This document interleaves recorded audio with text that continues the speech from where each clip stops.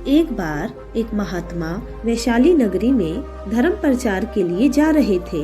जब वे नगरी के बीचों बीच से गुजर रहे थे तो उन्होंने देखा कि कुछ सैनिक तेजी से भागती हुई एक लड़की का पीछा कर रहे हैं। वह डरी हुई लड़की एक कुएं के पास जाकर खड़ी हो गई।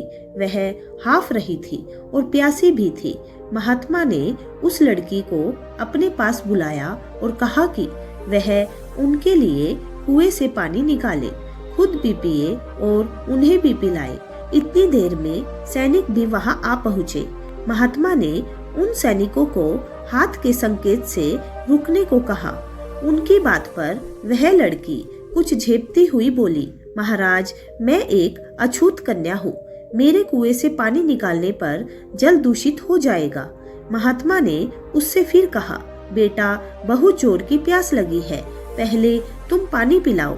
इतने में वैशाली नगरी के राजा भी वहां आ पहुँचे। उन्होंने महात्मा को नमन किया और सोने के बर्तन में केवड़े और गुलाब का सुगंधित पानी पीने के लिए पेश किया, लेकिन महात्मा ने उसे लेने से इनकार कर दिया।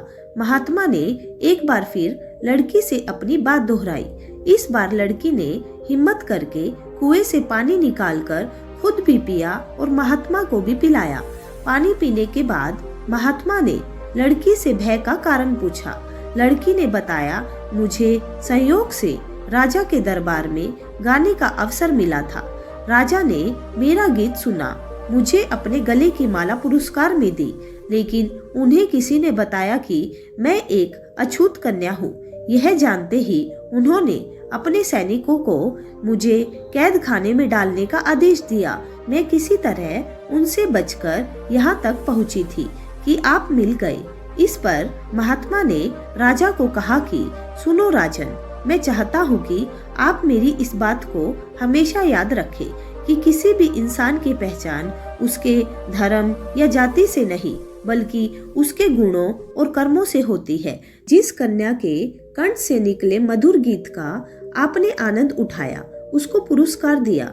जिसके कार्य इतने अच्छे हैं, वह अछूत हो ही नहीं सकती।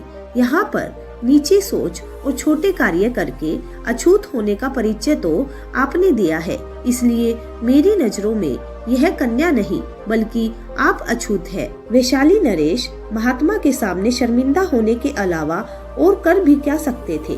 उन्होंने महात्मा से क्षमा मांगी और वहां से चले गए। तो दोस्तों, इस कहानी से हमें यही शिक्षा मिलती है कि कोई भी इंसान अपने कार्यों और विचारों से बनता है, अपने धर्म या जाति से नहीं। इंसान के कर्म उसको बड़ा बनाते हैं। तो दोस्तों, आज की ये कहानी कैसी लगी आप हमें कमेंट करके जरूर बताइएगा। साथ ही अपने सभी दोस्तों के साथ शेयर भी कीजिएगा। दोस्तों, अगर आपने अभी तक हमारा चैनल सब्सक्राइब नहीं किया है तो प्लीज उसको सब्सक्राइब कीजिए और बेल आइकन को दबाना मत भूलिएगा, ताकि आने वाली नई वीडियो की नोटिफिकेशन आपके पास जल्द से जल्द आ सके। तो चलिए मिलते हैं एक नई कहानी के साथ। तब तक के लिए bye bye and take care.